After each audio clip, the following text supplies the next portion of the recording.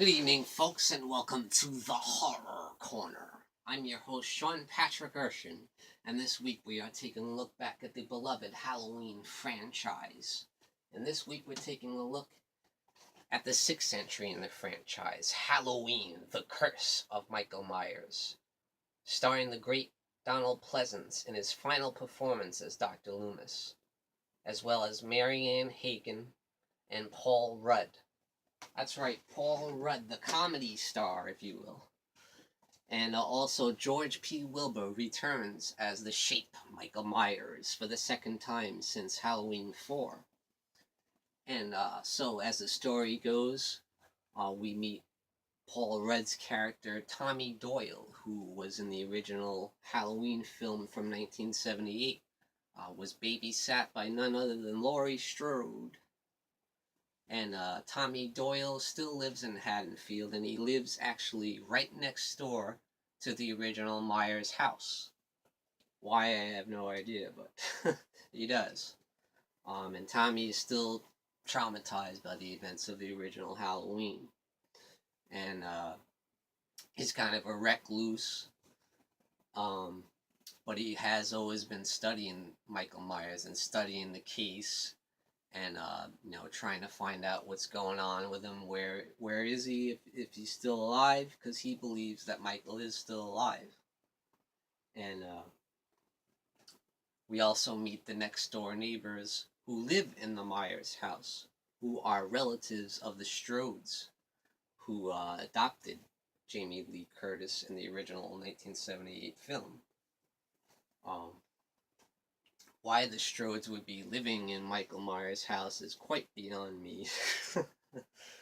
But at any rate, we meet the husband and the wife and their daughter, Kara Strode, played by Marianne Hagan.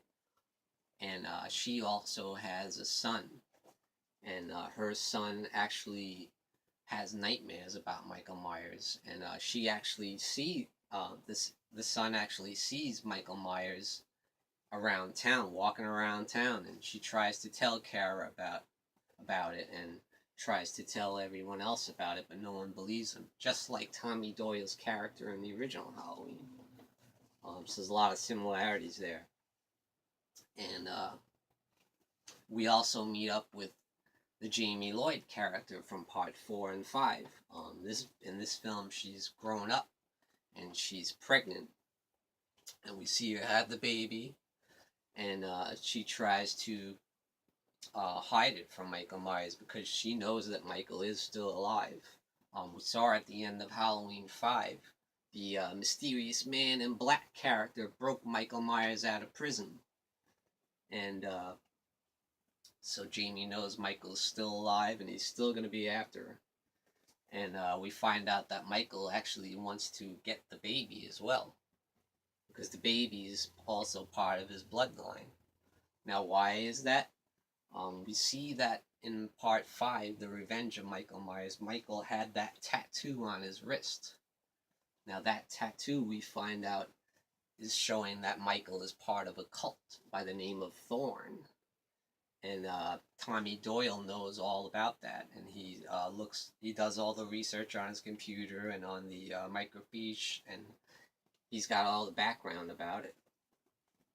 So he believes that Michael is part of this cult, and that he's trying to get the baby because they want to make a blood sacrifice. The cult wants to make a sacrifice from the baby because the baby has the blood of Michael Myers. And they also believe that the reason that Michael is invulnerable, basically, is because of the Curse of the Thorn, which is part of the legend of Sam Hain, the Druids and the Celtic priests, back in the old ancient times. And so that's Michael's mission, and he does get Jamie, but he doesn't get the baby because Jamie escapes to this local bus station and hides the baby in the bathroom cabinets. And that's where Tommy Doyle actually finds the baby there, because he tracks her down and ends up finding the baby, taking the baby in, and taking care of the baby. And he kind of asks for help from Kara Strode, the next door neighbor. Now, something that's funny I find when you first meet up with Tommy Doyle, he's actually watching Kara Strode undress in her window, you know, and you see him there with the camera looking at her, and she's like creeped out and closed the shades. But yet later on, you see when Kara goes out for a while and comes back, you see Tommy Doyle with her son, and she's like, "What are you doing here? Why are you here?" And he just says, "Well, there's no one watching him, so I figured I'd come by and watch him." And that's it. That's it. It was okay to her. It's okay to her for this creepy guy next door who was just watching you undress take care of your son. And they never explain that. She's like, "Okay, we're friends now, and let's go get Michael." But anyway, Tommy tells Carol all about Michael Myers and his background and the fact that he used to live in her house, where her family now lives. The murderous Michael Myers, the serial killer. And so he tries to get her to help along with Dr. Loomis. He meets up with Dr. Loomis, who is now retired, but Dr. Loomis does find out about Michael and that he's still out there, and he works with Tommy Doyle because he knows all what's going on with this cult, and together the three of them work together to take Michael down, and they do track down where the cult is, and they find out that the man in black from Part 5, The Revenge of Michael Myers, is actually a colleague of Dr. Loomis named Dr. Wynn, who worked with him at the Smith's Cove Sanitarium.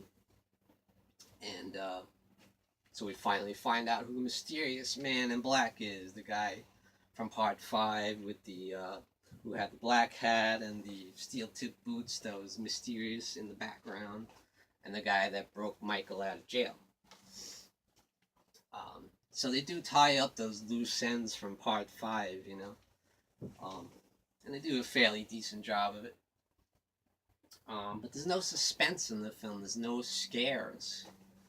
It does have a dark mood, but there's no suspense at all, really. It's just like a typical slasher film, something that you would see on direct-to-video. It's kind of a cheap B movie in a way.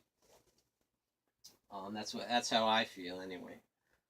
But I have to admit, when I saw the producer's cut finally, when they released it on the Blu-ray as part of that box set, I have to say it is a much better version of the film, and it makes a lot more sense. There's a lot of scenes in there that make the film flow a lot better, and there's a lot more Dr. Loomis. Whereas in the theatrical cut of The Curse of Michael Myers, you don't see a lot of Dr. Loomis. He's just kind of a secondary character, which is not really worthy of. This is his final performance. We should have something better than just a few little scenes here and there. So his role is dramatically increased in the producer's cut version. His part is a lot bigger, and he's a lot more involved in the story. He goes to the Strode's house to actually warn the Strodes that Michael is coming. So there's several scenes. There's about 20 minutes worth of scenes, I believe, that were not in the theatrical version. And I know that there was a lot of problems in the production where the director just wanted to hack out a quick slasher film, put some bunch of gore in it and knock it out and release it quick. Whereas the screenwriter Daniel Ferrens was a huge fan of the franchise, and he wanted to make a good Halloween film that with a good story and a good cast, and he wanted to really make a solid Halloween film. That's not really what we got. We got a quick B movie that really, if it wasn't the Halloween name, it probably would have went direct to video, and that could have been the end of the series. you wouldn't want the series to go direct to video. They probably would just stop making them. So that's when they came out with Halloween H2O and ignored Part 6 altogether. Now, maybe if they had released the version that's on the producer's cut, maybe they could have kept the series going, because it's a much better movie, in my opinion. Now, on the producer's cut, there are a couple of huge differences. Like, in the producer's cut, Michael is actually the father of Jamie's baby. So, ooh, incest. Now, we knew Michael was evil, but damn, we didn't know he was that sick and demented. But actually, kind of bring a new level of sickness to Michael Myers. That he apparently raped Jamie and gave her a child. And now he wants to kill the child. So that's even worse. And we also see in the producer's cut scenes of Michael actually standing with the cult during the ritual. Once they do get a hold of Kara, they kidnap her, and since they couldn't get the baby, they got Kara, and they want to use her as a sacrifice instead. So we see that whole scene. Kara's trying to talk to Michael, saying, "Come on, Michael, I know you're the father." And it's kind of an interesting scene. You see Michael standing there with the cult, so you know that he is part of the cult, and this is what he's trying to do. Whereas in the theatrical version, they tossed the whole Thorn cult idea out the window, because Michael kills every single one of the cult members. It's almost like, was he actually part of this cult? I mean, what's going on? They just throw the whole story out the window, and he slaughters every one of the cult members with a machete. It's a nasty, brutal scene, but it's just like violence for the sake of violence. It doesn't help the story at all. Whereas in the producer's cut, it makes a lot more sense. So it's kind of crazy how they would just throw the whole Thorn cult storyline out